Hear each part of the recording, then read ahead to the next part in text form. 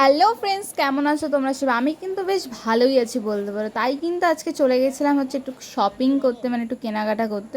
তো জানোই সবাই যে সামনে কিন্তু পুজো, কিন্তু আর কটা দিনের মাত্র অপেক্ষা। মানে এটাই কিন্তু একদম মানে সেরা সময় ছিল একদম সেপ্টেম্বর মাসটা, কারণ সবাই যেন অক্টোবর মাসে কিন্তু এবার পুজো পড়ে গেছে আর প্রথমেই একদম। তাই কিন্তু একদম সেপ্টেম্বর মাসে কিন্তু একদম শপিং করতে আমি চলে এসেছি গাইস, একদম কলকাতা শিয়ালদায় চলে এসেছি। হ্যাঁ, ঠিকই শুনেছো, আমি শিয়ালদা চলে এসেছি। তো এইখান থেকে কিন্তু আমরা ফার্স্টে চলে যাবো হচ্ছে খিদিরপুরে। তো ভেবেছিলাম যে নিউ মার্কেটে যাব, বাট তারপরে ভাবলাম একটু খিদিরপুরের দিকেই যাই, দেখি ওখানে কীরকম কী কালেকশান উঠেছে, কারণ সবসময় তো নিউ মার্কেট যাই।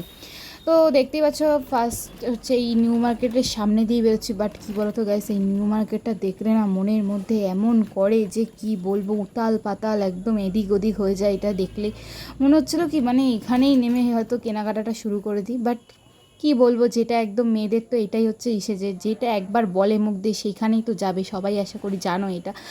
তো আমি কিন্তু বেসিক্যালি গেছিলাম হচ্ছে ইউটিউব দেখে, মানে ইউটিউবে একটা ব্লগ দেখে গেছিলাম। আর এইটার খাবারটার নাম যদি কেউ বলতে পারো তাহলে তোমাদেরকে সবাইকে আমি একটা করে উপহার দেবো। তো এই খাবারটার নাম ছিল হচ্ছে ঝগড়া। মানে আমার মতনই একটা, কিন্তু বাট কি বলবো, একদম বিচ্ছিরি খেতে ছিল খাবারটা।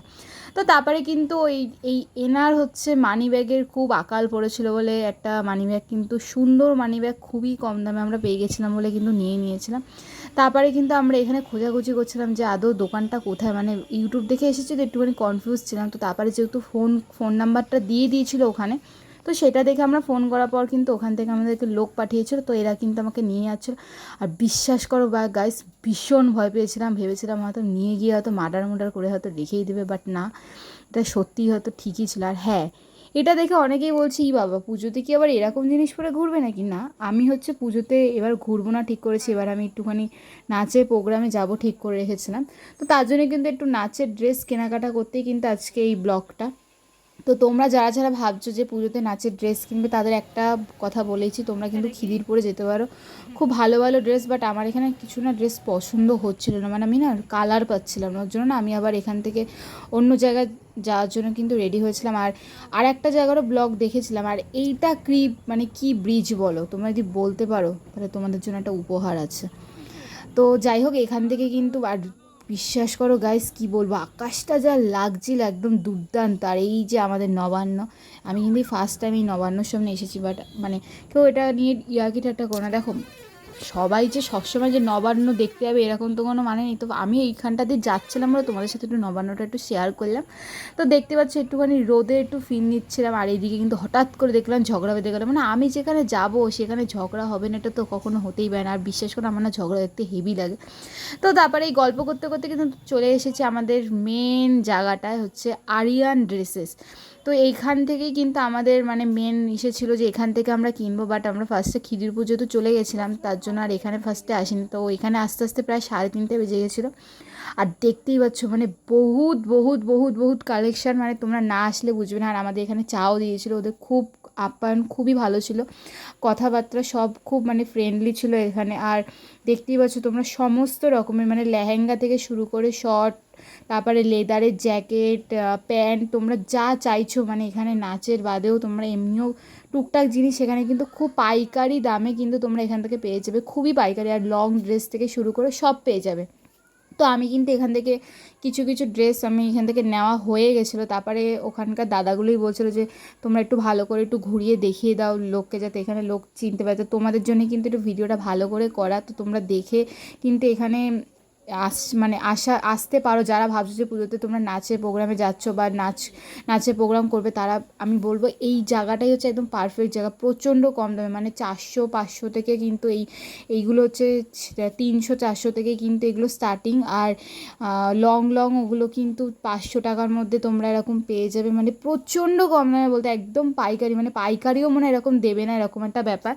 তো যাই হোক, তারপরে কিন্তু আমরা অনেক কিছুই কিন্তু কিনে নিয়েছিলাম, 2 ব্যাগ হয়ে গেছিলো দেখতে পাচ্ছিলে। তো তারপরে এখান থেকে কিন্তু বেরিয়ে পড়েছিলাম, কারণ অনেকটাই যেহেতু দেরি হয়ে গেছিলো।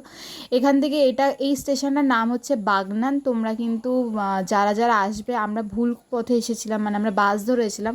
তো তোমরা যারা যারা আসবে, যারা শিয়ালদা দিয়ে আসবে, তারা হাওড়া স্টেশনে গিয়ে ওখান থেকে তোমরা বাগনানের ট্রেন ধরে কিন্তু চলে আসতে পারো। বাট আমরা যেহেতু ফার্স্ট টাইম এসেছিলাম একটু ভুল করে নিয়েছিলাম, আমরা খিদিরপুর দিয়ে বাসটা ধরেছিলাম। তো দেখতেই পাচ্ছি এখান থেকে কিন্তু আমরা ফার্স্টে যাব হচ্ছে হাওড়ার দিকে তারপরে ওখান থেকে কিন্তু আমরা আবার শিয়ালদা যাওয়ার বাস ধরে কিন্তু আবার শিয়ালদা যাব। তো মানে বিশ্বাস করো গাইস, মনে হচ্ছে একটা ছোটোখাটো ট্যুরে যাচ্ছিলাম। আর এইদিকে এনার তো খাওয়া তো মানে জানোই তো, যেখানে যাবে সেখানে তো খাবি, বাট হ্যাঁ আজকে না একটু কম খেয়েছিল, কারণ তোমরা দেখতেই পাচ্ছিলে এই পাঁপড় ছাড়া কিন্তু এই মানে কিছুই খায়নি, মনে হচ্ছিলো পেটের কোনো একটা প্রবলেম ছিল। আর এইখানের দেখো গাইস, মানে নামগুলো আমি বিশ্বাস করে বুঝতেই পারছিলাম না। এটা হচ্ছে মৌরি গ্রাম। মানে তোমরা কি কেউ নাম শুনেছো? আমি কিন্তু কখনোই এই জায়গাগুলোর নাম শুনিনি। মানে বিশ্বাস করে কেমন একটা হরর ফিল্মের মতন লাগছিলো, মনে হচ্ছিলো কি মানে কেমন একটা নিজেদের একটা কেমন লাগছিলো। আর ট্রেনটার মধ্যে না কেউ ছিল না, জাস্ট আমরা ছিলাম আর এখানে কটা কাকু ছিল। আর এইদিকে দেখো দূরপাল্লার ট্রেনগুলো কীভাবে দাঁড়িয়ে রয়েছে আমাদের সামনে। তো মানে একটা অন্য রকমই একটা আলাদাই একটা মজা লাগছিলো, মানে শপিং করতে গিয়ে যেরকম একটা জায়গায় চলে যাবো মানে বিশ্বাস করে ভাবতেই পারিনি। আর এদিকে তো বুকের হার্টবিটও যেরকম বাজছিলো সেরকম মজাও লাগছিলো।